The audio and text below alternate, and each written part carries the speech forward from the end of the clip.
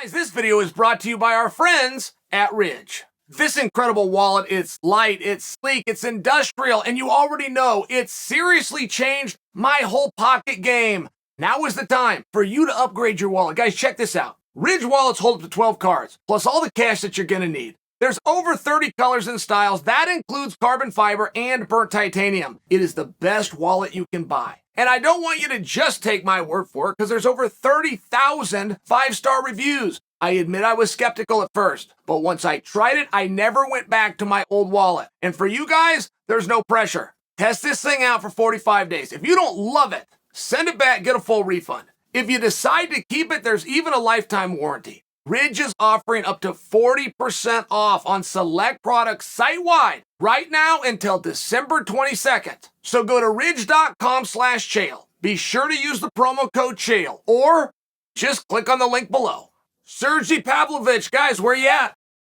Where you at on this? I mean, I think that you saw a rare tag. Can we just back up to Saturday? Has there been a more loaded card that wasn't on pay-per-view? I really can't think of one. And you have pay-per-view stars. You have guys that people will buy. They'll pay to see. It's a different group of guy, and it doesn't necessarily have anything to do with skill. It's not necessarily this better guy. There's just an interest level, and when you take pay-per-view stars such as Tai Tuivasa, and you put them on a card, and he's not even a main event, I mean, I'm just speaking to what a treat. We had a really incredible weekend of fights, but I want to know where you're at with Pavlovich specifically. I read about him a while ago. This is going back, let's call it 2 years.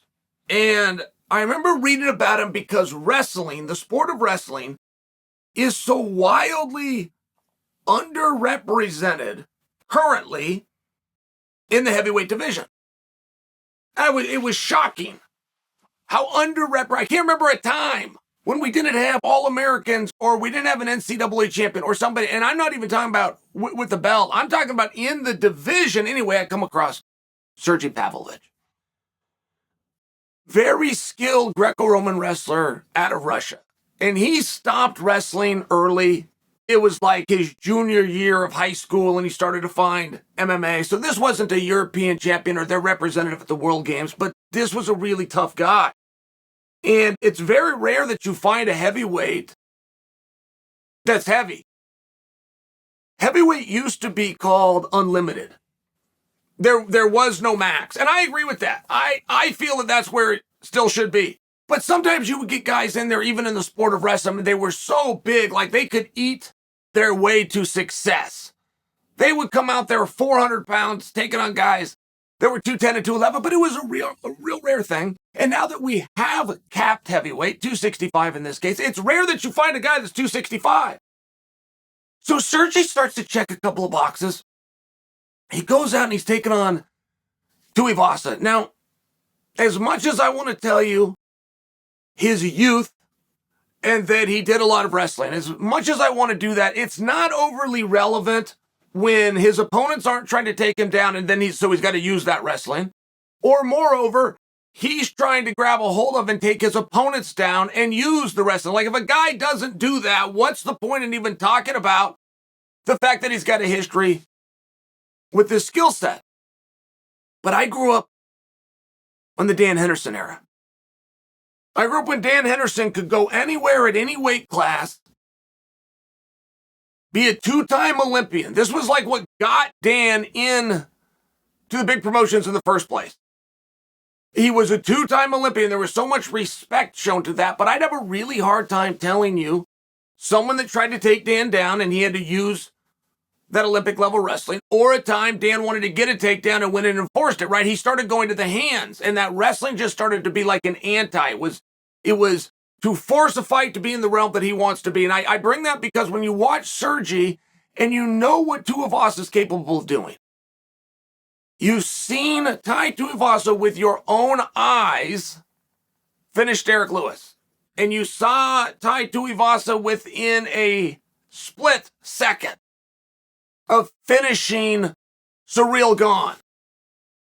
And one thing about Tuivasa that does make him so fun, it's not just the way he fights, and it's not just the power that he has. It's that chin, man.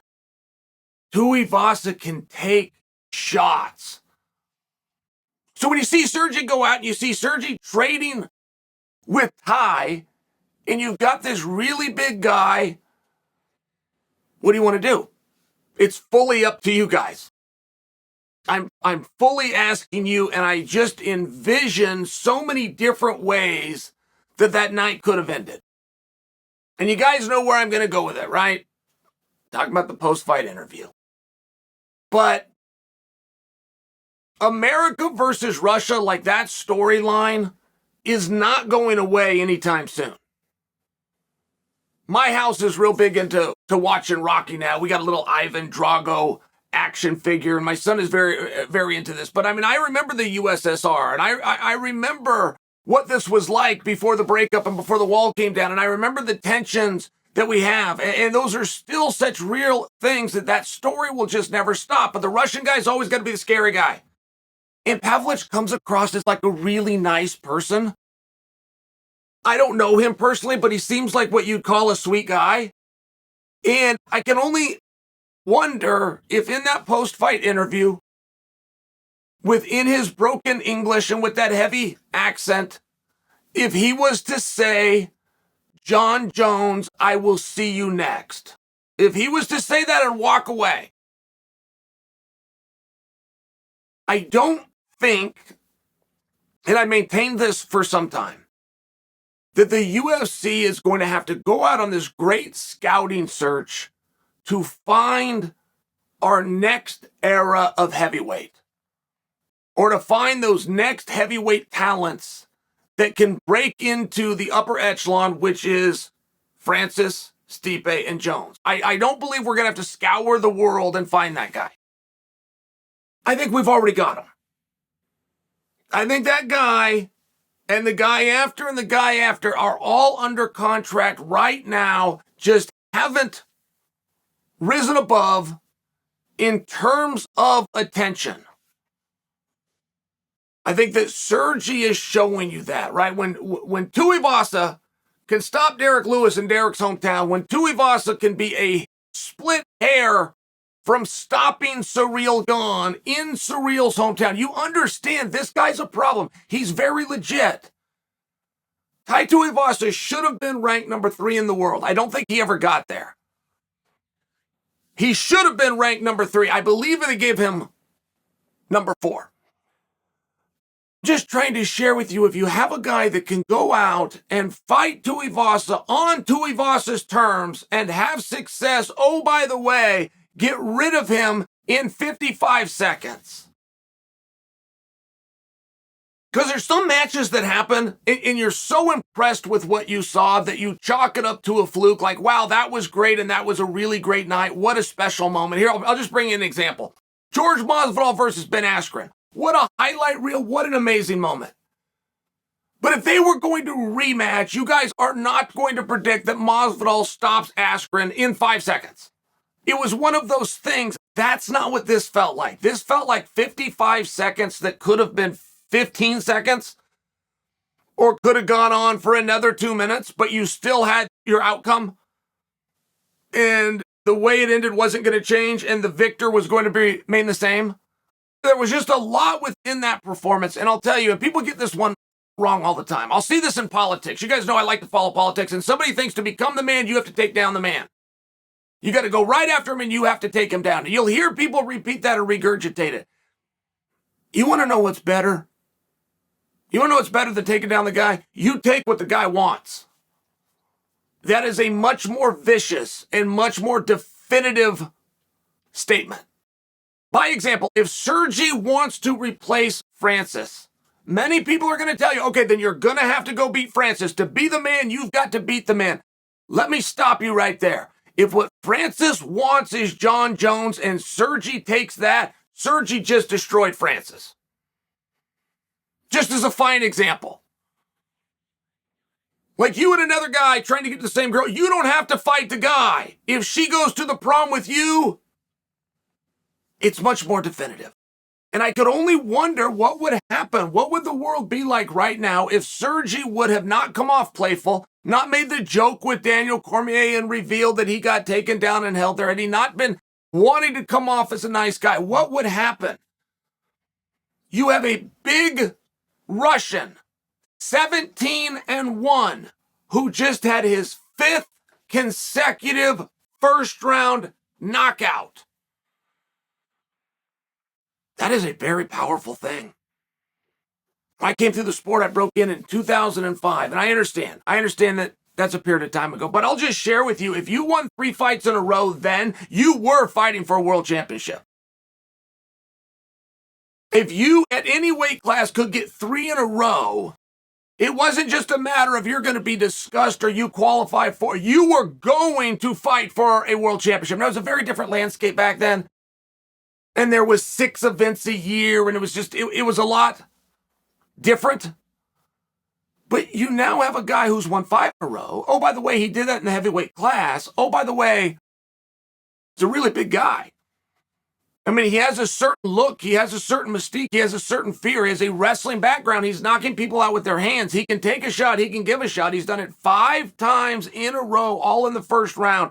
And he just did it over a guy who should have been ranked number 3 in the world. Like, this is a meaningful spot. We can all agree to that. What would be different?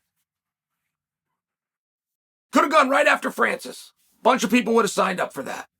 But he could have stopped Francis's negotiation in its tracks if he would have just gone after what it is Francis wants with his Jon Jones.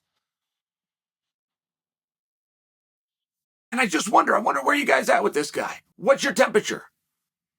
Because you guys will come to some very bizarre opinions that aren't always consistent, right? And I'm not turning on you, but in fairness, you do. You will see a guy and you go, wow, that guy's great. Other guys that have done less, you'll say he's ready for a championship now. Other guys that you think that you see a talent in, you'll say bring him up slow. He's almost there. In a year or 2, he could be. I don't have a problem with it. I'm not here to scold you. I'm asking you a question. I'm going to listen to your response. But where are you at with this guy? Just stopped in 55 seconds, which should have been the number 3 ranked guy in the world. He is in the 5-round club, just so you know. It was many years ago in a different organization, but it was scheduled for 5 rounds. He went the distance. But 5 heavyweights, head over tea kettle, in a row in the first round. Seems pretty promising. How does he break into that upper echelon? How does he break into that big 3? It's not with his skills. It's not with his talents. 5 in a row in the first round. He's got the skills and talents. Matter of fact, those big 3, none of them can match that.